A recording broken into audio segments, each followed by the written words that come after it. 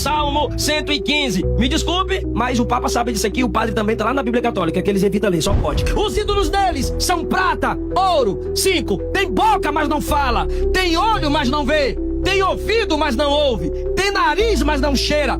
Tem mão, mas não apalpa. Tem pé, mas não anda. Não sai som da sua garganta. Volta nesses versículos que eu vou mostrar a diferença do nosso Deus. Os ídolos deles são prata e ouro. O nosso é dono da prata e do ouro.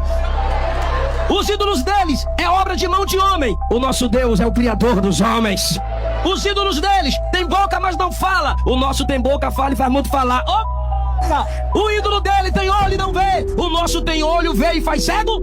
Vê. Tem ouvido e não ouve, mas o nosso tem ouvido, ouve e faz surdo ouvir. 7. Tem mão, mas não apalpa, não estende. O nosso tem mão e estendeu a mão para curar, para ressuscitar e para morrer por nós. Na cruz do Calvário, adore o seu Deus que é vivo, poderoso